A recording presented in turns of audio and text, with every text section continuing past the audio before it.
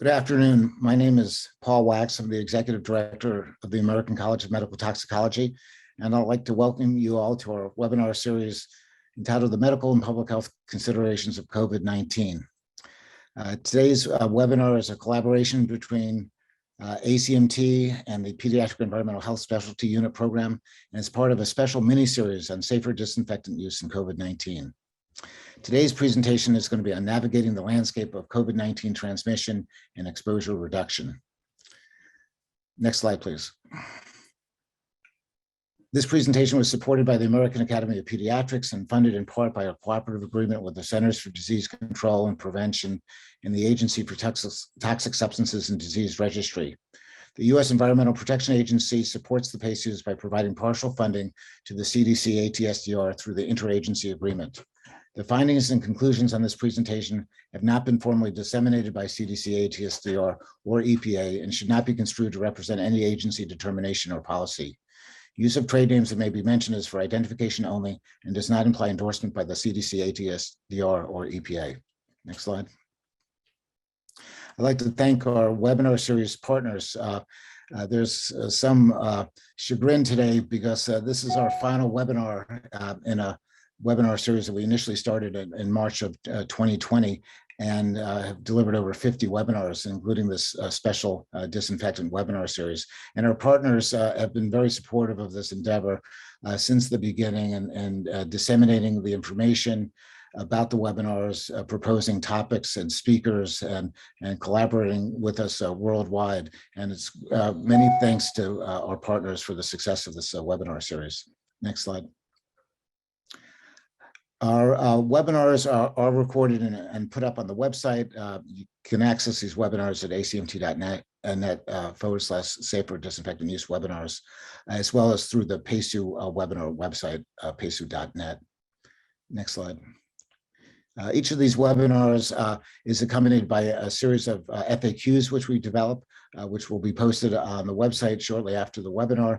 And we're also developing a series of fact sheets about safe disinfectant use, and these should be available over the next few months. Next slide.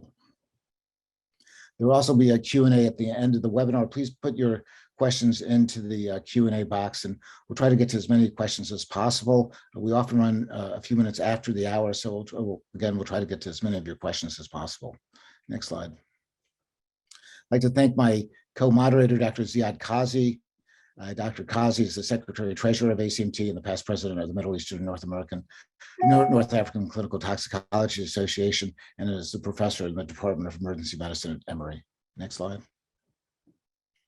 The speakers do not have any conflicts of interest to disclose. Next slide. It's my pleasure to introduce our guest moderator. Marissa Hauptman is a pediatrician at the Children's Hospital and Primary Care Center in Boston, Massachusetts.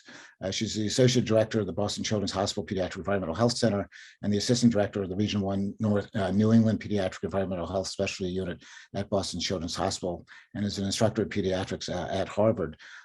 This series on safer disinfectant use has been a very close collaboration between ACMT and the PACEU network under the management of the American Academy of Pediatrics. And we feel very privileged to work with the PACEU on this endeavor, and welcome Marissa to introduce our speaker for today. Thank you. Thanks, Dr. Rex. Without further ado, I'm glad everyone's here. I'd like to introduce Dr. Zaatari, who's a partner in D ZINE Partners. She's a board member of the U.S. Green Building Council.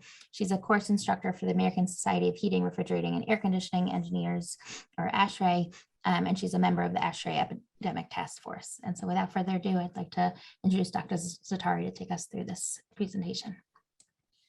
Thank you, Marissa, and thank you for having me. So I'm going to start my presentation by acknowledging all these amazing professors, academics, scientists, and engineers that help our understanding, specifically in the topic of air cleaning. One of the silver lining of this pandemic is the awakening for indoor air quality. I couldn't imagine before that I'm going to hear ventilation in schools, a topic in a presidential debate. Nor that talking about high efficiency filters by different governors or having a debate about it, or having parents reach out, sneak carbon dioxide monitors or particulate sensor monitors into their kids' backpack, or even basically doing themselves a do-it-yourself filtration box. So that's all good. This awakening was needed. It didn't take us a pandemic. It didn't have to take us a pandemic, but this is what happened. But at the other side, we also had like a whole industry of air cleaning and air purifiers built based on this pandemic. Unfortunately, although the decision from school board and the admin is well-intentioned, but sometimes we see that schools are installing air cleaners that are not necessarily do much in terms of efficiency, and sometimes they are harmful. There are a lot of investigative articles that happened over the last year and a half. And my goal on this presentation to shed a little bit of light about the available technologies, what's proven, what's unproven. And also, if you are considering to buy an air cleaner, what are the considerations to buy it?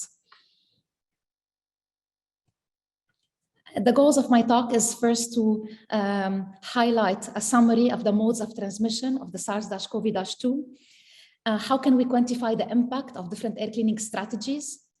Give you a little bit of flavor about what is a mechanical filter, what is a HEPA filter, what is UVGI or ultraviolet germicidal irradiation, and what do we know about electronic air cleaners? And I'm going to show you a tool on how to read a test report from an air cleaning manufacturer. And I would be remiss if I don't talk about plexiglass. This seems a recurring topic through the last year and a half of the pandemic. I'm going to start with the mode of transmission. It's very critical to talk about this, to set the stage about the proper intervention that we have to take. The latest from CDC is that this basically pandemic, the main mode of transmission is the inhalation of short-range aerosols. And from this statement, we have to understand two main concepts. The first concept of it's called shared air. So the air you share that is breathed by other people. And basically the other concept is about clean air. One of the most important discoveries about this airborne debate was the differentiation between aerosols and droplets. From 60 years ago, we used to think that the cutoff between aerosols and droplets is 5 micrometers. And based on that, basically, we believe that we deal mostly with particles with more than 5 micrometers. So we said at the beginning that the main mode of transmission is droplets. And since they fall fast on the ground, then it's okay, as long as we are distant 6 feet apart. But through a lot of investigative work from a lot of amazing aerosol physicists, we know that that's not true. We know that aerosols, the cutoff is actually 100 micrometers. So what does it mean? It means that you can get infected by shared air from another person. You can see it on the graph by looking at the green dots, the small and the large green dots. Because aerosols can linger in the air, these tiny particles, for a really long time. And be well beyond 6 feet. And they can be less than 5 micrometers and up to 100 micrometers. In contrast, when we talk about droplets, they fall very fast to the ground. And you can see them in the grayish circles, basically. And we talk about droplets, we don't talk about inhalation. So aerosols are inhaled, droplets are sprayed or deposited into your eyes, nose, and mouth. So it's really important to talk about this differentiation. So the main mode of transmission is through aerosols, and this one we talk about in this term about, the SARS-CoV-2 is airborne. And that does not only apply to the SARS-CoV-2, it applies to most respiratory viruses we know about. Now, when you have these particles deposited on the surfaces, then we talk about fomite transmission, basically getting infected by touching a surface, which now we know it's the least important mode of transmission. So just to recap, the main mode of transmission is through aerosols. And if you're interested, how did we get here? How did we used to think it's 5 micrometers, the cutoff, and now it's 100, and what happened? We can review some of these very important work. My favorite is the last one. It's called the 60-year-old scientific screw-up that helped COVID kill. It goes through all the historical work that happened to get to the 100 micrometer. And one of the things we noticed during this pandemic is that we didn't have a multidisciplinary task force. Most task force from the World Health Organization and the CDC was composed from the medical field. We didn't have aerosols physicists, chemists. We didn't have building consultants, engineers to understand about ventilation, filtration, airflow distribution, mixing, and also people to communicate to the public about the different notions.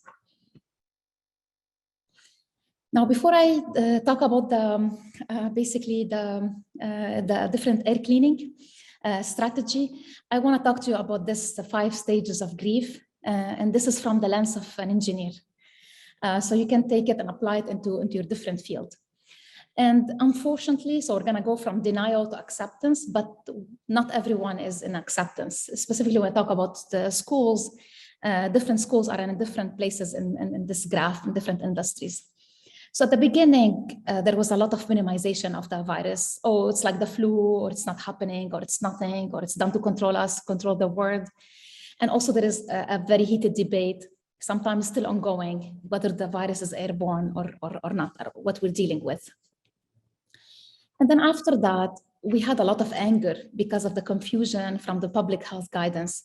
At the beginning, people said, masks are not important. It turned out it's because of a supply chain problem.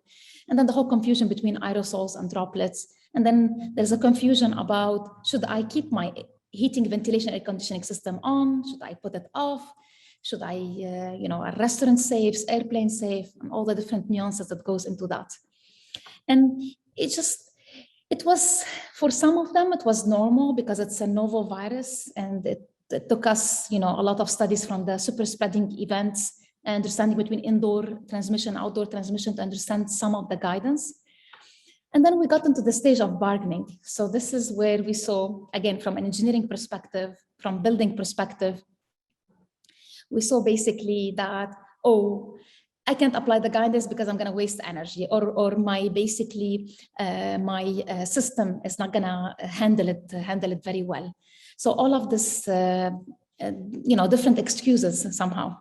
And then we got into the magic solution. So this is going to be the bulk of my talk, but basically, maybe I should throw a magic solution because it's a novel virus. I'm going to throw a magic solution and it will go away. And then the depression, which is a very important step before the acceptance, is that we have to deal with it. So we have to deal with it. We have to clean the air, and we have the means. And this one you get into the acceptance. Acceptance is recognizing the virus is airborne, meaning that accepting that we are sharing the same air of another person, even if we are 6 feet apart. And what's going to save us here is actually cleaning the air. It will work. It will work during COVID, and it will work even beyond COVID. It will work for other respiratory diseases, for allergies, and even to clean pollutants that are generated from humans, but also from human activities, like, for example, cooking, from the building, like formaldehyde, benzene, etc. So cleaning the air is very good. It's basically bringing an outdoor environment to an indoor environment. So as I said at the beginning, not everyone is in the acceptance phase, but this is an important sort of battle to get to accepting, because we have a lot of proven solutions that we can use. Now, my next topic will be about the air cleaning guidance. And we're starting with ASHRAE recommendation. If you don't know who ASHRAE is, it's basically an international organization that sets the standards on how to, for example, ventilate, how to operate the buildings, how to design buildings, how to put the air cleaning systems from filtration to gaseous scrubbing, etc. And ASHRAE formed the task force beginning of this pandemic, and they have more than 400 pages of guidance. There's one specifically for healthcare, one for different type of buildings. They also have core recommendations. But the latest from ASHRAE is that, filters work. High efficiency filters are very good. We designate them as MERV 13. It's high efficiency filter, basically. You can always, use better efficiency if you can. And it's so flexible that you can use a combination of different strategies to get to this high efficiency. So you can use MERV 13. You can use HEPA air cleaners, or a combination, basically. You can use ultraviolet germicidal irradiation to get to your target. But the catch here, you have to use proven solutions. And if you look at the guidance from the CDC and the EPA, it's basically, each one is a little bit unique, but it's the same in line with ASHRAE. basically about ventilation, filtration, Uvgi, HEPA air cleaners. They all work, they are all proven. And in every single sentence, there is a cautionary language on ionization, dry hydrogen peroxide, chemical fogging, disinfection, ozone generators. So it says, a lot of cautionary language about it. And even we call it emerging technologies because we do not understand it. Now, in an effort to bring it a little bit closer and understand what are we dealing with, what are the different types of technologies. So we came up with these terminologies in order to differentiate the different technologies. So to make it simple, I have only here 3 categories. The first one, subtractive, additive, and hybrid. So starting with the subtractive technology, it basically designates technologies where the target or your pollutant or the compound is removed when it comes into contact with the technology. A simple example from that is filter. Basically, you have air carrying the particles that's carrying the virus. When it comes into contact with the filter, if it's high efficiency, it will remove it. Other examples is, for example, Uvgi or sorbent for gases. And the thing here is there are a lot of key parameters we have to understand. As engineers, as designers, we have the ethical commitment that you have to install, design, install, operate something based on understanding of all the key parameters. And typically this happens when you have a standard or a guideline. A lot of research will need to happen for us to understand it in order to design it, install it, and operate it properly. Now, the other type of technology is called Additive Air Technologies. Also, you can see other terminology like electronic air cleaners, reactive air cleaners. There is a lot of names, but the concept is the same. You're adding something to the air to remove something. Like an example is ionizers. You're adding ions to the air to remove something, or ozone generators, or any type of reactive oxygen species or fumigation.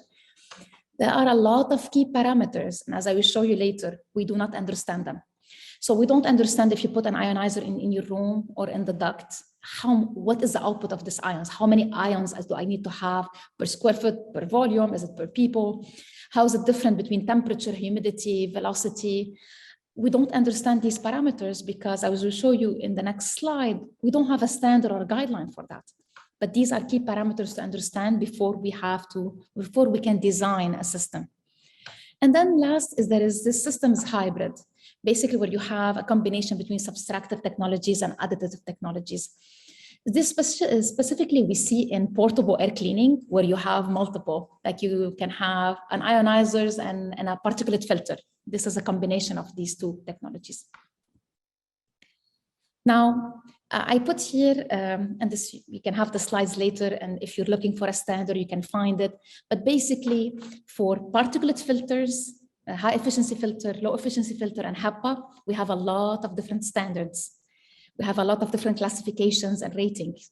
For sorbent, which is equivalent to particulate filter for gases, we also have a standard, and similar for Uvgi, basically the UV light. We have a standard how to design it and basically install it and operate it and then maintain it. But for example, for electronic air cleaners, we don't have any rating. We have one ozone emission standard, but it's not complete. It gives you just when the equipment is new and clean and a specific set of conditions, whether it generates ozone or not, but doesn't give you the whole snapshot. For example, for Uvgi, when we design it, we have a standard that tells us, oh, if you put it in a cold environment, so after the coil, it's going to be different than before the coil. It depends how much air is going through it. And guess what? There is basically a specific depreciation of the lamps. So this is how you should account it over the life of the lamps. This is how the equipment will decrease in efficiency in 6 months from now. So I have all these key parameters that will help me install a specific job. For electronic air cleaners, it does not exist. And even the ozone emission is very, the minimum standard. So this is the minimum you should have. But you can have an equipment with zero ozone certification, but it will still produce ozone when it's running because, for example, the device is dirty. Nonetheless, we have this ASHRAE Standard 62.1. If you're interested to learn about it, this is a standard where you can go to determine how much ventilation, how much air cleaning, and if you thinking about using carbon dioxide sensors. This is the standard to use. But basically, we, in 2019, just before the pandemic started or learned about the pandemic, we required that any air cleaning technology to have zero ozone. Again, this is like a very low bar, but it's one of the minimum. Now, because of this wild west of all the air cleaning technologies, specifically electronic air cleaners, there is a lot of push to have a standard for these type of electronic air cleaners. And you can see here, I put basically a lot of standards that I'm aware of in ASHRAE and beyond ASHRAE that are working on these specific topics. Some of them are in room, some only in duct, some in duct plus in room. But it will take quite some time to come up with these standards and have a full understanding from the design, installation, operation, and maintenance. And there is a lot of also proposed addendum in different standards that talk about, oh, we have to understand the efficiency, we have to understand the byproducts before we actually can put it and design it in our buildings. And the similar ASHRAE Standard 62.2 is the standard that tell you about ventilation air cleaning, but for residential. Also, they have an addendum to talk about, that we shouldn't have an ozone generating equipment and we shouldn't have a reactive oxygen species generation as well. So long story short, there's a lot of work need to be done in order to have like really a minimum understanding in how we incorporate these devices into our buildings. Now, when we talk about proven and unproven, so what do we mean by that? So when we talk about the first matrix, which is in green, proven, it means I know, because I have a standard and guideline and a lot of research, I can understand the effectiveness of the different of the specific device for particle, chemical, and microbiological. And also I know there's no byproduct. And by the way, the effectiveness, it can be effective or not. It can be like 10% effective, 60, 80% effective, but at least I understand what is the effectiveness based on a test standard that I can later take it and scale it to indoor environment. Unfortunately, most air cleaners, electronic air cleaners, are on the bottom table. Even if sometimes they give you the effectiveness in terms of percentage or in terms of time, it's so hard to get it and analyze it based on a standard method, because to start with, they didn't do the test based on a standard method because it does not exist. And also the byproduct formation is unknown. And there's a great work done about this, like literature review of all the electronic air cleaners, basically. When we talk about HEPA air cleaning, high efficiency filters, when we talk about outdoor air, when we talk about UVGI, we are in the proven section because you have a standard and guideline. When we talk about electronic air cleaners, we are in the bottom one, basically the unproven section. And it's also very important when you consider any technology, you have to calculate the dollar per risk reduction. So what you're paying for versus what you're getting in return. This is extremely important. And once you do the dollar per risk reduction, you will directly see that there is a lot of benefit and return of your investment if you use a proven technology. And I will show you an example later on. This is a slide that I took from my dear colleague, Dr. Marcel Harman. He has a very interesting background. But basically, one of the principles that he always reminds me of is the precautionary principle. So if we don't understand something, if we don't understand how flooding the space with chemicals, with positive, negative ions, ozone, reactive oxygen species, if we don't understand what is the impact of this, we shouldn't really do it. And this is extremely important when we talk about classrooms and our kids. And because we want to protect them. We're dealing with a pandemic and we want to protect them, and we don't know what is the impact of these devices on our kids. So we should adopt the precautionary principle and you shouldn't use them. This is specifically true because we have other proven technologies. Like, it's not like we're out of solution. We have proven technologies that are very cost effective and we should stick to it, basically. And in the spring of this year, we wrote an open letter to specifically the school admins and the school board to encourage them not to use electronic air cleaners and to recognize the unproven nature. If you're interested, I put a link here. You'll have the slides later. Basically, it's very important because it disseminates all the science in a non-scientific way. But basically, what do we know about studies that measure effectiveness, studies that measure byproducts, and what should we do about it? Now, moving forward to how can we calculate and understand what is the contribution of an air cleaning to the space? So most basic model is to use a mass balance model. And basically the mass balance model will allow you to understand what are the sources and what are the losses. And I will show you later examples. But for example, if you are using a mask or you have less people in the space, then the S, which is the sources, is less. So the mask is seen here as decreasing in the source. Losses in this case is really good. It basically cleaning the air and reducing the risk of infection or risk of exposure. I will show you example of losses in a second. And when it comes to an air cleaner, there is a lot of tests to be done. The most basic test is like, let's say you have an air cleaner for a room. You would basically obtain a test with the air cleaner operating, and the air cleaner not operating. So basically with and without, and you can calculate the effectiveness. Of course, the higher the effectiveness, the better, but then you can balance it with the noise requirement, basically placement, and also the cost.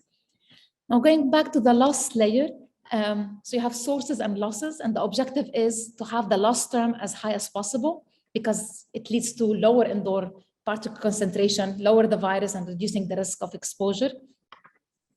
I mentioned this before, but basically losses are like ventilation.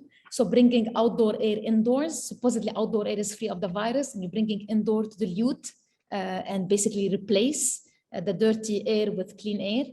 Air cleaning, the same thing. It can remove or deactivate the virus. And then there's natural process that happen like inactivation or deposition of the virus on surfaces. And there is a study done by CDC in schools in Georgia that show us that these different losses are additive. So this is the beauty of it. So, and this is where we talk about the multiple layer reduction strategies, or multiple approaches, or the Swiss cheese model where you have, not only one, like multiple strategies. So you'll have the social distancing, you'll have the masks, you have ventilation, filtration, if possible, in-room air cleaning. In this graph, I show you the COVID-19 relative risk. And on the x-axis, different intervention. You see at the beginning, they didn't have any improvement. And then once they applied ventilation and filtration, the risk decreased. And once they had both of them, ventilation and filtration, they are additive, so the risk was even lower. This is a specific example for residential. Basically, you can add the different strategy, and then you can also see which strategy is more dominant, and you can focus on it. And this is by specific space type. So the loss rate is on the y-axis. The higher the loss rate, the better. So the higher the loss rate, the more clean air you have, and the faster your air is gonna be, dirty air is gonna be replaced with clean air. There is a fact that outdoor air ventilation or residential or on homes or apartments is very low. In fact, for most of our spaces, we don't have mechanical ventilation, which means that you have to open your doors and windows deliberately, but then also you have to force air to come from outdoor to inside. That doesn't always happen because you have to have difference, wind, difference of pressure, difference of temperature. So our residences are not very well ventilated. Now you have the virus inactivation deposition, a lot of research about that. This is like a natural way of the virus to decay. But then in this example, we bought a specific air cleaner that provided 5-hour-1. I will explain in a second what this means. But basically 5 air change rate per hour. And if you look at this graph, you can see that the blue is dominant. So the main way or the main strategy in residential is basically adding an air cleaner. I added 3 in my home. And the good news is that even beyond COVID, it will help with allergies. Here in Texas, we have sort of different allergens the whole year. But basically it will help with allergy. It also have a carbon filter, so it will help also with gaseous pollutants. So what do we mean by air change rate? So air change rate got basically got famous in this pandemic because it allowed us to have a target. So for example, you can start, okay, what is the target for this specific variant that I need to have in my space, and work backwards. So let's say I have a target of cleaning the air that fast, and then, okay, how can I achieve it? How much ventilation do I have? How much air cleaning can I bring? Central, in-room, how much Uvgi I can add, or how much I have a budget for. So basically air change rate is, the higher the air change rate, the faster you're cleaning the space. I'll give you an example. An air change rate of 6 let's say you start the clock, it will take you 30 minutes to remove most contaminants in the space. So again, air change rate of 6, it will take you 30 minutes to remove most contamination in the space. From the beginning, the Harvard with Dr. Joseph Allen and from Boulder, Colorado, Dr. Shelley Miller, they came up is that 4 to 6 air change rate per hour is a good start. I put it on a speedometer basically. This was pre-Delta. LEED, so United States Green Building Council, and their safety pilot credit, they said 5, also pre-Delta. Now, if you want to ask, okay, the ASHRAE Epidemic Task Force did not came up with any target, but if you want to design a school like a hospital, you would need minimum of 6. But not all of them are outdoor air. You are allowed to also bring filtered air. So you are allowed also to use filters. This is very important because we know schools are not getting the minimum compliant outdoor air to start with. So it's good to have, flexibility. So you can use your central filters and outdoor air. If it's not sufficient, you can add portable air cleaning, you can add Uvgi, etc. So you can make it work for your space. Now, a little bit about filtration, HEPA, before we talk about basically how to interpret the test report. So mechanical filtration, there is a rating in ASHRAE, in one of the ASHRAE standards called 52.2. And this rating will give you a rating from 1 to 16. So it's called MERV, minimum efficiency reporting value, from 1 to 16. The higher the MERV, the better. But be aware, MERV 20 does not exist. I saw a lot. If you go actually today to these big box retail stores, the most famous ones, you will see a MERV 20. But MERV 20 does not exist because the latest rating is MERV 16. In this graph, I show you on the y-axis, the efficiency. So 1 is 100%, 0 is 0%. On the x-axis is the different particle sizes. And there is a myth going on, and I saw it in a lot of the different marketing, is basically filters are not sieves. So what do I mean by that? And you can see it here because it's an inverse bell curve. It means that the filters are very efficient in removing very large particles and very, very small particles. And they are least efficient at 0.3 micron. So if you remember, the recommendation was MERV 13, and I put into the box, red box, the particle that we are most worried about, basically from approximately 0.5 micron to 10. And if you look at MERV 13 in the orange, you can see that it's really very efficient. Even like something at 2 micron is around 100% or like above than 90% efficient. And by the way, the same applies to HEPA filtration. HEPA has the same curve. And to give you like just, a rule of thumb, HEPA is at least 99.97% efficient to clean the virus at all the particle sizes. So it's not true that HEPA is rated at 0.3 micron and cannot clean less. HEPA is 99.97% efficient at all particle sizes. It follows basically the same curve, but it's way up there. Another myth I hear all the time is that we cannot have a high efficiency filter because the system cannot handle it, or my system is gonna choke, or my system is not designed for this efficiency, I cannot use it. And this is actually a myth. It can be true, but not necessarily true. And we have a lot of filters on the market where you can have a high efficiency filter like MERV 13 that can behave into like a low efficiency filter like MERV 8. So in this graph, because you'll have the slides later, feel free to take a look at it. But basically on the y-axis is the pressure drop. The high pressure drop is the high resistance. We don't want that. We want something with low resistance so it doesn't choke the air in your system. Applies also for residents, by the way. And I put 3 MERV category. 8 is low efficiency, 11 medium, 13 high efficiency. So this is subjective, of course. And the different blue diamonds are different filters on the market. And I show you here is that if you do your homework, you can obtain a filter that's high efficiency with low pressure drop, like a MERV 8. So in other words, filters are very cost effective. They're very cheap. And don't just give up and say that my system cannot handle MERV 13. It might be true, and it might be that you need to consult an engineer, a designer in your facility management, but please take a look at it before you do this judgment.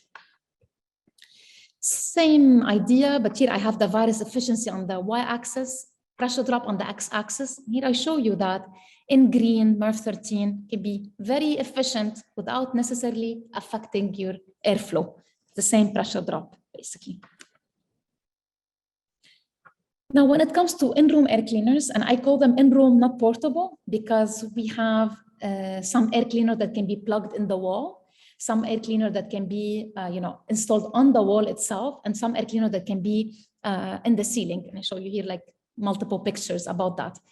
The thing is that when you look for an in-room air cleaner, you only need a fan and a HEPA filter. You don't need any of those fancy gimmicks, sensors, ions, plasma, and any fancy word. Because I mentioned before, HEPA was used for a long time. It works 99.97% efficient at all particle sizes. And what we saw on the market, unfortunately, is that because HEPA is proven, so a lot of the terminology used the HEPA word, but it was not actually HEPA. So know that it's either HEPA or not. There's nothing called HEPA type or almost HEPA or HEPA-like or HEPA efficiency or super HEPA or hyper HEPA. Like it's a certification. It's either HEPA or not. There is one like called HEPA silent. So it's actually have a trademark next to it. And when you look into it, it's not actually a HEPA. It's an ionizer and have, a sheet, a particle sheet. So be aware of that, especially if you intentionally want to buy a HEPA filter, don't fall to this misleading marketing. And I took this picture and my colleague, suggested this name, HEMPA. So there's a lot of literature on that, but plants here specifically sold as air purifiers do not help. They look good, but they do not help. This is extremely important. So don't use plants as purifiers, not for volatile organic compounds and not for particles. Now, I know this graph is not legible, but I wanted to put it anyway. If you are on the market to buy an air cleaner, as I was doing for myself and for my son's school, my son is 7, he's in 2nd grade. I realized that it's not easy. It's not easy to say, oh, go buy a HEPA air cleaner, because you have to pay attention to the noise, the output of the air cleaner, and also how much you're paying. So I was, buying a large amount. So I wanted to be very prudent in the dollar per risk reduction. So I have now around 80 air cleaners that are classified in terms of how much you pay and the output in terms of clean air and also the noise. I put here the link, you can check it. There's also an Excel sheet, you can download it and compare different air cleaners. It was good to know that I'm basically buying the air cleaner that's not noisy, and it's like the cheapest in terms of how much I'm getting in return.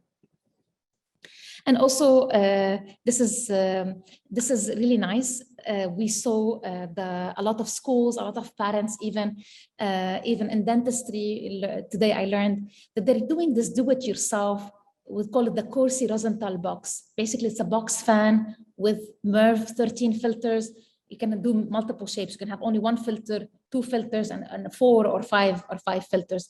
And there is like a ton of websites. One of them is cleanaircrew.org. that basically teach you step by step how to do it if you are in the market of doing your own air cleaner, basically. And it can also be a very nice, basically STEM project if you're doing it for a school. Last but not least is about UVGI. I'm not going to talk a lot about it because of time, but I did want to mention it.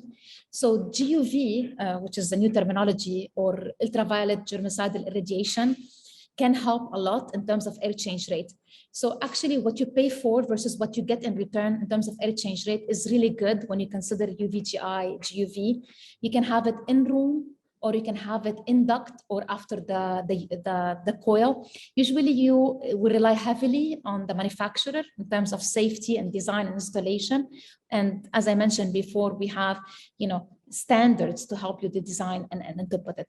But GUV and UVGI, because we know about shared air now, they came back to life. They came back very strong, a strong market, because they can work very well and give you a high air change rate in case you are dealing with spaces that are high density, like schools, cafeteria, gyms, even restaurants where people are not wearing masks.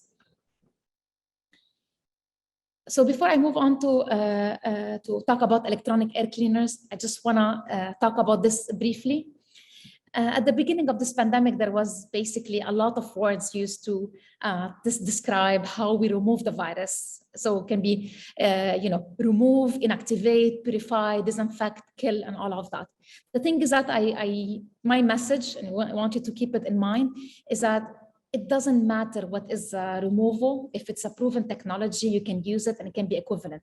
So basically using a filter or UVGI or dilution from outdoors, they can be equivalent as long as you design it, install it, maintain it properly, basically. Now about electronic air cleaners as well, a few slides. I said before that, I lumped them into one category and you can basically differentiate different categories. I have for you 4, and a lot of people can make argument to divide more, but basically you have something called photocatalytic oxidation. It's a UV light plus a catalyst, dry hydrogen peroxide. Then we have bipolar ionization, corona discharge, needle point bipolar ionization, oxidants, and fumigation.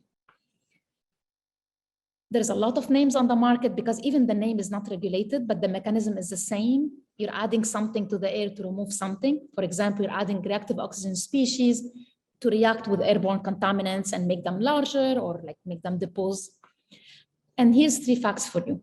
The first one is that when you employ such a technology, you are adding free radicals or ozone to the space, indiscriminate and unpredictable reactions. No one knows how it's going to act in the duct, how it's going to add in the space, and how it's going to act in the presence of different pollutants. What if the classroom, people are using personal products, or we clean the classroom or disinfecting the classroom? How this extra pollutants going to react with these reactive oxygen species or ions, etc. And the fact number 3 is unproven to be safe and effective. And why I'm saying that? Because of the peer-reviewed research. There is a lot of them in the last year and a half. It's a very hot topic. There's a lot of focus on this research.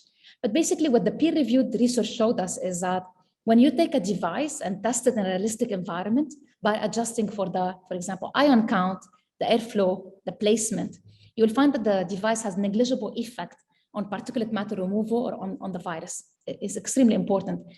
And then there's a lot of things we don't understand, and the research is helping us to understand, but basically in general, there is a very low negligible effect on efficiency. And then there's the issue of byproducts. So most manufacturers will say, we don't have any byproduct, but reality is different.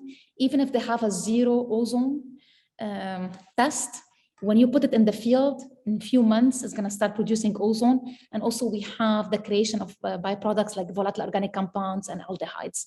So we saw, some research told us is that a lot of these electronic air cleaners will produce formaldehyde, which is a known cancerogenic.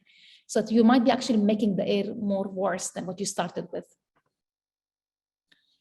And the other thing that we didn't pay attention to, but it's not only the reaction of the output of the device with the pollutant that exists, but the output of the device itself. So for example, what happens if you flood the air with positive and negative ions? There are 2 recent research, and again, because of the pandemic, of kids subjected to a level of ions that is marketed by different technologies. Basically, it's around 16,000 ions per centimeter cube. And they found that it decreased cardiac health markers. That's really scary. So, affects the cardiac markers negatively. Another study in 2020, they exposed, in this case, adults to 60K, so 60,000 ions per centimeter cube, and they found an increase in oxidative stress markers. So all of this, we need to be studying it first before you make the attempt to add it to your space. I'm going to end with this research. It's not published yet. On purpose, I'm showing you not published, so you can, because you have access to all the other published research. But basically, it's out of the Wisconsin-Madison group, courtesy of Dr. Bertram. What they did is that they had a classroom and they injected particles and they said, let's apply different interventions and see which one will work. And this only study about effectiveness or efficiency. In black, you see a nice decay in particles because of ventilation, outdoor air. In red, you see a nice decay because of HEPA filtration. And in blue, they added this bipolar ionization. They didn't see any decay. So in this specific research, the bipolar ionization did not help at all. So moving on to the last topic, I'm gonna say it very quickly. We also, the different marketing of different manufacturers, and they have something in common. They would say, 99.9% removal of the SARS-CoV-2, and some of them will put, after 60 minutes and all of that. It sounds really good. Who doesn't want 99.9%? That sounds really good. But it's actually required, when you see this type of report, it requires you to ask for the actual test report from the lab and go through the data to determine it in a standard way. Basically, the standard way is how much is the air change rate, ACH. There's other metrics, we can talk about it because of the time, but basically one of the metrics is air change rate. So basically, if I pay for this device and I put it in my space, how long does it take to clean the air? So what does actually 99.9% means? So we developed a tool, is an open source Excel tool. You can download it and play with it for different scenario of how different manufacturers report the data. It's basically collaboration with Portland State University, Illinois Institute of Technology, and Colorado State University, and myself. And what it allows you is that you take the data from manufacturer, you plug it into this source, and will give you the air change rate. For example, this specific 98.3% removal in 60 minutes. I had the whole report, went through this calculator, and this calculator gave me these results. So basically, with the device off, 1.5 air change rate per hour. Then they turn the device on, 3.5 air change per hour. The net effect of the device is 2 air change rate per hour. However, there is a big difference in doing the experiment in a shoebox or doing it in a realistic classroom. So the tool also allow you to scale it to indoor setting. If you scale it to a classroom, typical classroom, 1,000 square feet, 8 feet high, the air change rate will be 0.3 air change rate per hour. In other words, if my target for this classroom is 5 air change rate per hour, so I'm following the lead, Harvard, I need to install 16 units in this classroom. Let's see what the manufacturers say. Manufacturers recommend 1 device for 4 classrooms. So manufacturers say, it's actually a very costly device, 1 device for 4 classrooms. But if you want 5 air change rate for these 4 classrooms, you need 64 devices. That's not going to be cost effective at all. If you took dollar per risk reduction, it's much better for you to install a HEPA air cleaner. And most importantly, you don't have to deal with any of the byproducts that are generated. So I'm going to end with this. I know I'm a little bit above time, but I'm going to end with plexiglass, this recurring topic that keep coming during this pandemic. So because of the guidance from the World Health Organization and at the beginning, the CDC about the 6 feet, and at the beginning it was, masks are less important if you can maintain the distance. So people thought intuitively, it's a great idea to put dividers, because if you put dividers, then perhaps you don't need the mask and you're shielded from the other person. And I'm putting here, you can check this article. This is an actual classroom where they put these plastic dividers in front of the desk of each person. But reality, because we know about shared air, so you're breathing the air that is exhaled from other people's lungs, basically. You are eventually breathing the shared air from another person. When you have plastic dividers, 3 negative outcomes will happen.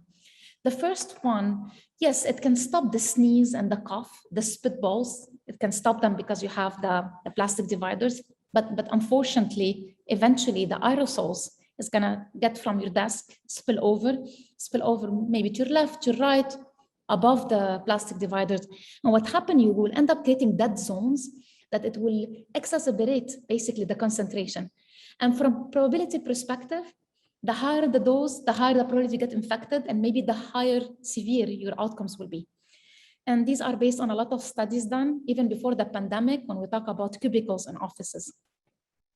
The second negative outcome is we're trying to do ventilation, filtration, HEPA air cleaning. These plastic dividers will actually impede the airflow.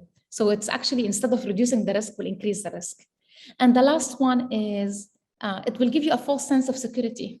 So if you are in a restaurant, you remove your mask because you have plastic divider between the table, but eventually if you spend there a long time, you're gonna be the same shade there. Plexiglass barriers will only work in specific scenarios where, for example, you work at a supermarket and you are a cashier and you want, basically you have a lot of people coming and maybe some of them are sneezing, coughing. Yes, the plexiglass can help in this specific circumstances. We've seen in hospital wards between two patients, like, the curtains, but not in offices and schools where basically you spend a long time and you're gonna share the air. Also, if you take a look at this picture, it's very claustrophobic. Anyway, like kids are not able to hear or see from it. And some kids describe it as a jail or prison. A much better way to do this is to mask, is to try to maintain distance and do the ventilation and air cleaning. These are some of the resources beyond the references I had in the presentation, if you want to check them out. The last two are from the ASHRAE Epidemic Task Force. One I put specifically for healthcare if you're interested. And this is my contact info, my LinkedIn and Twitter. We always have a lot of debates on Twitter. If you are there, feel free to follow me. I'll be reached out by any of these methods. Thank you so much. Thanks, Dr. Zaatari. That was a really eloquent and fascinating presentation. And the chat and the Q&A have generated a lot of content. So I'll try to open this up a little bit for a Q&A. And one of the first questions that I'll start with is, I think, an overarching one and captures a lot of the audience's questions. But if we take into account the principle of first do no harm, why do you think it's been so hard to establish standardized recommendations for safe, proven air cleaners equipment that are to be allowed for use in U.S. schools? The person submitting the question wrote, I'm really concerned and frustrated to see how schools are requiring non-proven technologies that provide a false sense of security and could actually do more harm than good. Thank you for all your work. Yeah, I actually share your sentiment. I'm a little bit today on the pessimistic side, just thinking about what we learned from this pandemic. And, the rush to do vaccination, great, they work. But I'm afraid that we have so much rush to go back to normal, but our normal was not very good. We accepted that our schools specifically are underventilated. They don't have a filtration system. They have overdensity. And we said, oh yeah, oh well, there's no budgets. But now we have a once in a generation money. We should really invest it in proven technologies. So I really share your frustration, but I think honestly, like the school board and the admins, they have the best intentions, but they've been preyed on. And we don't have, unfortunately, a unified public health guidance, not worldwide and not in the US. So, we needed more of the education and communication. If you are involved in this, we have a lot of resources. Please keep advocating for the use of the proven technologies. And I think similar to that, how would you recommend in your ideal world that that public policy is changed to ensure sort of these standards become more than just standards and potentially regulations? Yeah, I mean, we definitely need regulations. You can have a lot of advocates shouting from the roofs and all of that, but definitely we need regulations. We've seen it outside of the US. We've seen it in different countries where if you're using an unproven technology, you have to have a specific approval. You have a set of questions. You go and you explain your technology, you make a case as a manufacturer, and then you get one by one approval. But unfortunately in the US, really is a Wild West. And now it's left for you as a consumer to go, either do a class action lawsuit or basically go and do, to different consumer places to say, I've been duped by that, or oh, suddenly there's a research. And what we did at the beginning is that we gathered money from different parents to be able to give it to researchers to research specific technologies that are been done aggressively. So more research will equip you basically to go back to your schools and say, this has to be different. But ultimately, we need regulation. Thanks. Another question is, any suggestions for how to respond to folks that believe the myth that their older system can't upgrade to a higher efficiency filter? How do they do their homework when pressure drops are not easy to find? Yeah, this is a great question. I actually started this during my PhD 11 years ago. And I was surprised is that, high efficiency filter with the advancement of all the filtration material doesn't necessarily have to have a high pressure drop. So what I do, and I did this for my home as well, I take a look at the filter I have today. It was a MERV 8 filter. I note the pressure drop, and then I go and find a MERV 13 filter that have a same pressure drop. So that will be the easiest. And if even the MERV 13 have a little bit of higher pressure drop, you need to investigate the capability of the fan. ASHRAE has this great guidance called Guidance on basically building re-entry that explains step by step what should be done. But the thing is that what we see is that there is a big barrier between talking to the facility managers. The facility managers in building typically will dismiss you. Yeah, we tried this, it's not gonna work. So basically, if you bring this guidance back to them and say, there are filters now, maybe you didn't know about, that have very low pressure drop, and we can do this. Look at this guidance, 1, 2, 3. And then there's a lot of people from ASHRAE doing pro bono work, so they can help you with that. Like they can help you figure out the different pressure drop. I have the list. I will be happy to volunteer it if you're interested. Thanks. Another question is, will the evidence related to aerosols and transmission affect how we manage airborne transmission precautions across the spectrum of diseases, thinking specifically about diseases for which droplet precautions are currently recommended? Yes, 100%. You cannot wash an airborne disease. So you can wash your hands. It's a very good practice. And I think, Marissa, you as a pediatrician, Dr. Marissa, you would approve of this. You have to wash your hands. That's great.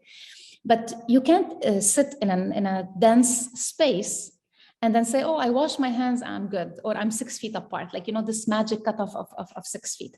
So definitely, and it was very important for CDC to come, although 1 year late, to come and say the short range aerosol transmission is dominant, so we can focus on the notion of clean air. It can be done, but we have to focus that we deserve clean air in our buildings. And this is an example that was given, and it really touched home. When we're dealing with cholera or Legionnaire disease, we didn't say go vaccinate yourself. We said we need to clean the water. What happened with all this air that is around us and we don't see it? Another example I like to give, you go in elevators and you always have this certificate that the elevator, someone checked it. Who is giving us that the air that we are breathing all day long is checked? And I cannot stress this enough. It's all important, but for kids it's extremely important, because research decades showed us that very good ventilation, very good filtration, it really affects kids' cognitive performance. You can have a correlation between, how clean is your space in terms of the air, not in terms of disinfection, in terms of the air, and, the scores of kids. So, we have the money, so we have to invest it in the right place. So definitely understanding the modes of transmission will impact and will allow us to understand the value of clean air. I think that's a really important point.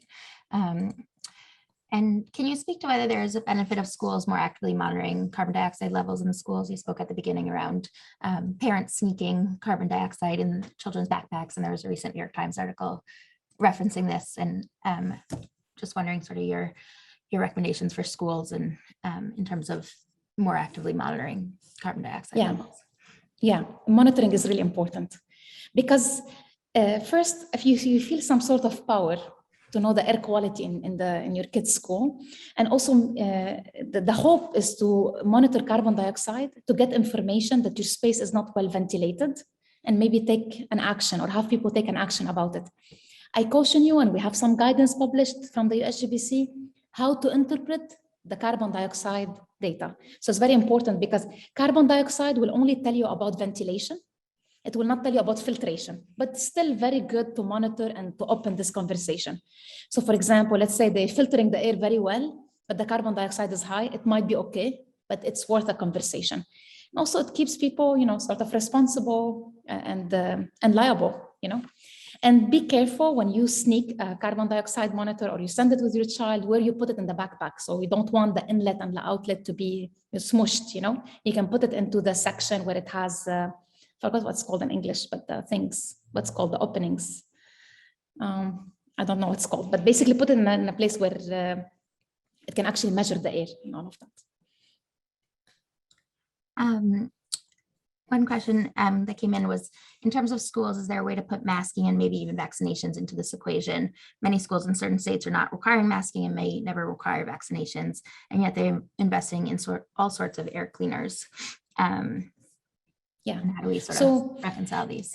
There are a lot of tools free tools to allow us to estimate the risk, probability of infection.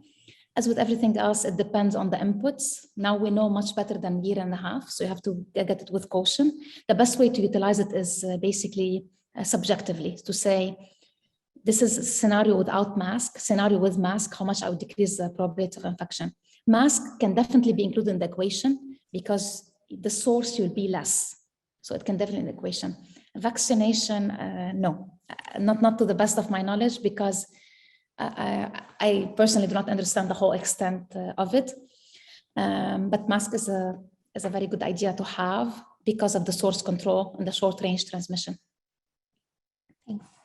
And I know several audience members live in areas that are especially impacted by wildfire smoke exposures, and these questions and the importance of air quality come up in these regions.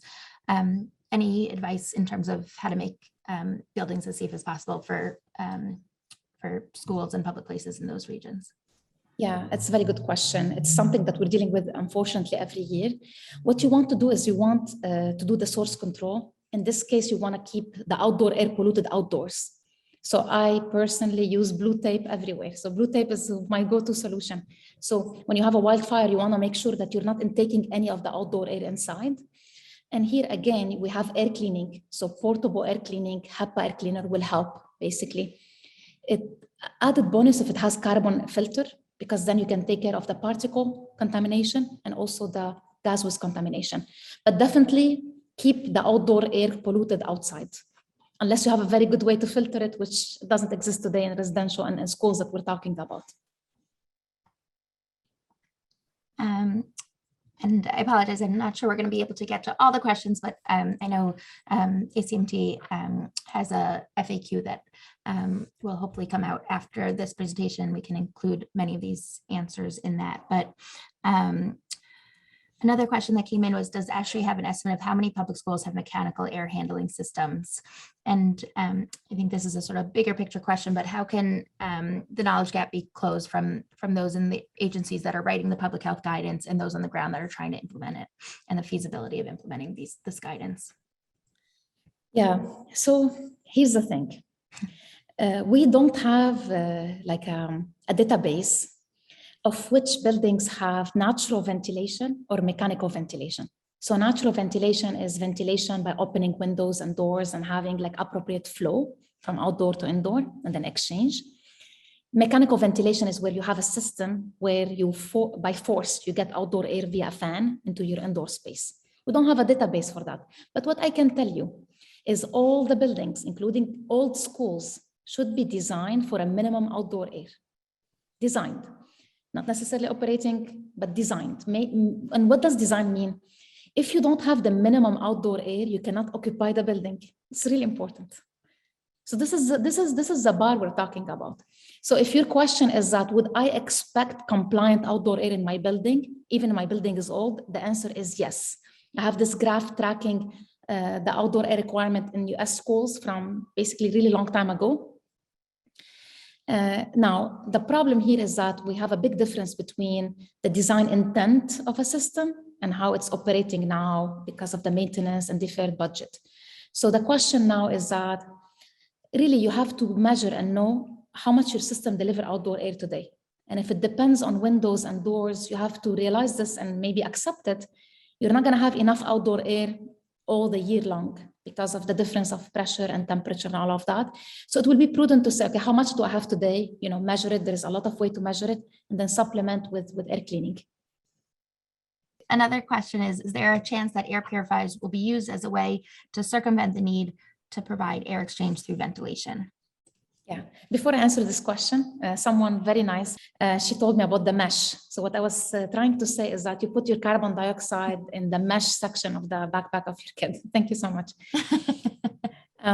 Yes, and the thing about air change rate, before the pandemic, we used to say only outdoor air. During this pandemic and beyond, you can actually combine outdoor air. You can combine filters in your HVAC system, or portable or in-room air cleaning, or UVGI. The effect of these are additive. So you can combine all the effect in terms of the air change rate. So yes, portable air cleaning can contribute to the air change rate. And actually, this is something can be in your control. So if you're able to donate to the school, if you're able to do it yourself and build it with your kids, 7-year-old and more, you're able to build it with them to be a great STEM project, basically. We have lots of future ventilation physicists on our hands. And how reliable is window ventilation with weather variations in mind? It's not reliable, unfortunately. It took us a long time in ASHRAE, but in 2019, we added in the standard, in case you are depending on natural ventilation, basically opening windows and doors, you must also design a mechanical way. So in case the natural ventilation does not work, you still have a fall off and do it. And yeah, the problem is you have to open the windows, and it depends on the behavior of the teacher. And then, open them before the classroom come, close them. What do we do in winter time? Actually, there is a lot of problem with security, especially in public schools. Most windows will not open. And even if all the windows are open, it's not necessary that the air is coming from outdoor to inside and mixing properly and all of that. There is a very sophisticated way to how much the length of each window and how much windows should be open, etc. So if you just have windows, it's not reliable. And I've seen from New York schools, some of the DOE assessment is that if just windows are present, they would say like it was a good ventilation. But in reality, we don't know. And this is actually a great place to put CO2 monitors. CO2 monitors and natural ventilation will tell you if you have sufficient or not. But let's say you have a high carbon dioxide, what do? Then you will need to have, portable filtration, or you need to have mechanically bring the air from outdoor to inside. I know that when the Boston Public Schools opened last year, you saw these pretty memorable pictures of children with their winter coats and hats, and similar memorable as the picture you showed of the plexiglass. And, I think 2 years ago, we never would have thought that this is what our classrooms would look like. Actually, in Texas now, where I am, all the plexiglass went to their second life. I don't know where that is, but at the beginning, I used to see it everywhere. Now it doesn't exist. Even when plexiglass in cashier, they used to, they don't hear you well, so they used to be like around it. So, but I can confirm, specifically in Texas, I don't see the scenery of plexiglass anymore. Progress. Another question is, can you comment on air exchange rates or air change rates recommended for clinical and outpatient environments, especially those that may involve possible aerosol generating procedures such as pulmonary function testing, laboratory or rooms where exercise treadmill? Yeah, so what we learned is that, even just breathing and talking and singing will produce aerosols. So all of them, we call them the aerosol generating procedures, just to be clear. Of course, if you are exercising or you're doing a specific medical procedure, it might be, more like quantity, but in terms of all of these normal activity will generate the aerosols. So very important to preface it with that. Unfortunately, like in ASHRAE Standard, we have outpatient facilities under ASHRAE Standard 6.2.1, basically commercial buildings or non-residential, non-healthcare. They're not even in the healthcare section. So the best I can tell you, if you can categorize that as healthcare, then you follow the ASHRAE Standard 170, which tell you the minimum should be 6 air change rate per hour. It can be up to 12. So if you want to be, the most extreme and do it, will be 12 air change rate per hour. Use the best mask, the N95 or better, if you can. But this is the best I can tell you, is to follow the most stringent we have today for healthcare, which is 12 air change rate per hour, and use very, very good masks. Great. Well, thank you very much. And Marissa, thank you so much for the great moderation of the Q&A. I just want to save the last, couple minutes for some questions for Dr. Kazi, and I'll just lead off with a couple questions myself, which is, and I know there's a lot of variables at hand, but, as of November 3rd, 2021, what is your thought about both indoor dining, as well as what are your thoughts about, congregating at professional meetings within a large auditorium that would be indoors with or without masks. And if you could please share your own personal feelings about those, that would be greatly appreciated. Yeah, thank you so much for this question. I think it's really important. When it comes to restaurants, unfortunately, people tend to speak loud. You can't have your mask, naturally, and because you'll be, eating and talking. So and what we know as well is that restaurants are not well ventilated. Most of them, they don't have, an HVAC system with good filtration. Even it's very tricky to put portable air cleaning. So the environment altogether will lead to higher risk. So higher risk than basically being outdoors or being in your home or being in an office that's well ventilated. How much high risk? Of course, it depends on the person who decide to go, the vaccination status, their health status overall. But I'm lucky because I live here in Texas. So whenever I do dining, I try as much as I can to do dining outdoors,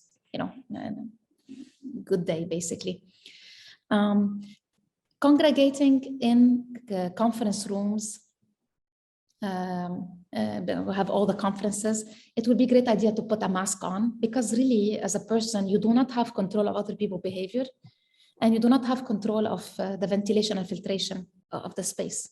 So really you're going to an unknown in my eyes, Similar when you go to an airplane, we were talking before the webinar. So, putting a mask on is a thing that is in your control. And this is, based on your personal risk and all of that, but I would put a mask on. Great, thank you. Dr. Kazi, any remaining questions? Yeah, some of the questions in the queue were interesting, particularly interesting to me, like hotels that use split air conditioning versus central. Yeah, I have a thing for hotels. So I've been last few travels, I did investigate the hotel rooms I stayed in, and it was very disappointing. So here's the good news. I'm going to start with the good news. And if you follow me on Twitter, the last 2 posts I did on hotels, I investigated one by one, the outdoor air system, the recirculation system, the exhaust, all of them, and with measurements. But basically, the good news is that in hotels, you don't have shared air by design, which is great.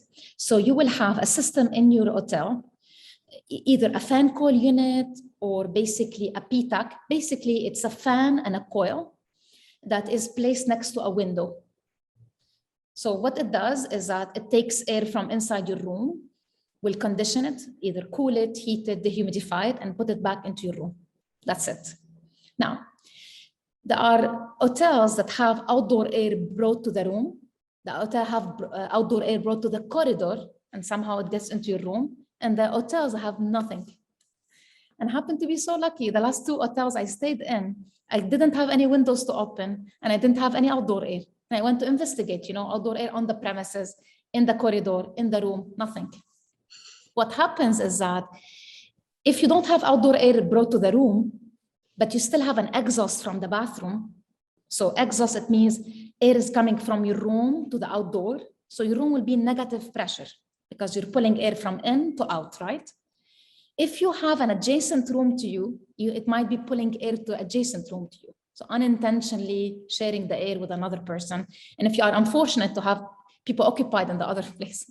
So I always take with me blue tape, and I tape the door between me and the other people. And if you ever watch Forensic Files, you would know that always make sure it's closed, basically. But anyway, so in short, hotels are good because you don't have shared air with other people by design, but they lack really outdoor air so far. There's a website called openmyhotelwindow.com. You can check before you book if the hotel room has an open window or not. So this is really will be good. This is fascinating. What about the elevators? We often, we've learned to skip the next elevator just because it's crowded. Or has anyone taken measurements of elevator environments? Yeah, there was a study on elevators. The thing is that you spend a few seconds on the elevator only, and then they have a high air change rate. So your risk in an elevator is very low. It's better to stay quiet. So don't open the short talk during elevators. So if you enter, stay quiet, but it's going to be only a few seconds, and they have a high air change rate because of that, just like, a very small volume. And they have, outdoor air brought in, also lobby air getting entrained. So I wouldn't be concerned about elevators. Thank you. One last question for me, Paul, and you can take it back from here. And this is kind of like, excuse my ignorance type of question. I have the HVAC system in my home. Okay. Yes. There's a filter in there that once in a while I just go to a local store and just change the filter myself. Is that what you're talking about? That's the HEPA filter that what do I do next time? I'm gonna do it tomorrow morning, actually. So what should I do? So your system, your system in your home will not accept a HEPA filter, but will accept a high efficiency filter. So when we talk about HEPA filter, typically you bring an instrument which is portable for your residence, portable. You plug it in the wall. We'll have a fan, HEPA filter. More sophisticated, we'll have a carbon filter. You can put it like in your bedroom, in your kids' room, next to the TV, where you spend time. You can run it all the time at high speed, cleaning the air continuously.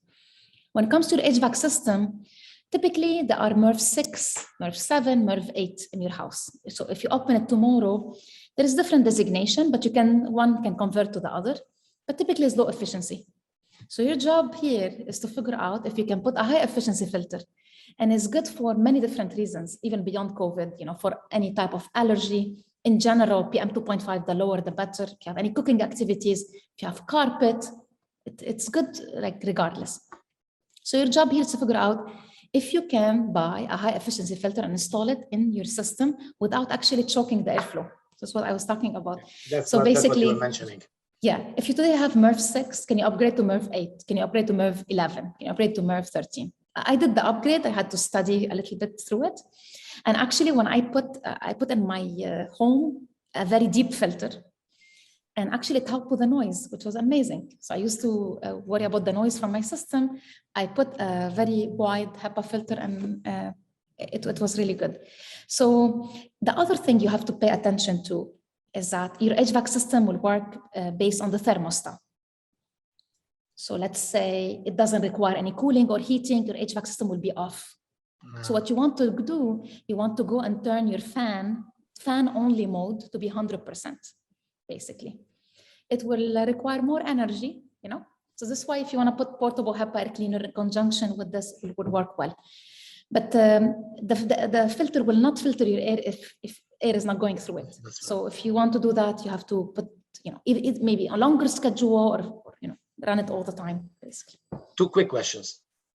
With your HVAC, how high did your MERV get? What were you able to achieve with your MERV? And then second, if I want to just like revamp the whole house, are there HVAC systems that will do what you said that come in for MERV 13? So I put MERV 14. The only reason I can put it because the layout of my HVAC system is so weird. So I had like a whole closet. I had actually to try, but the thing is that when you buy a deep filter, you're not concerned anymore about pressure drop. The deeper the filter, the lower the pressure drop. So solve two problems, and also had a noise issue. So I was able to put a deep filter. It's shaped like a bag. You can Google it after, like the bag filter shaped like a bag. I also turned for a really long time my HVAC system 100% on, so the fan was always on and running, basically. Now, my dream is to add to my system ability to get outdoor air inside, like we do for commercial buildings. Not yet, yeah. I added 3 portable air cleaning, and I invested in a very good range hood. I know we forgot about that because we are in a pandemic. But Thanksgiving is coming, so if you want to buy something and you use it during cooking this turkey, buy a very good range hood and always put it on high. The nice thing about the range hood is that it will take all the cooking fume and all of that, but also it will act a fan, will bring outdoor air inside. So if you open a window and you have your range hood on, best of the best, like windows open, you're entering it on. Thank you so much. Yes, thank you. This has really been a tremendous way to finish up our COVID webinar series, and we've learned so much and continue to learn more with each of these webinars. So I'd like to thank again Dr. Zaatari for an excellent presentation, Dr. Hauptman for wonderful moderation, my colleague, Dr. Ziad Kazi. We do have a an evaluation 1 or 2 question form that the registrants can access after the webinar. Feel free to provide additional ideas and suggestions for further educational events. We're not going away and hope to bring you more great trainings in the future. Thank you very much and have a good day. Thank you you so much. Bye-bye. Yep. Thank you, Dr. Thank you. Marissa. Bye-bye. Thank you, Marissa.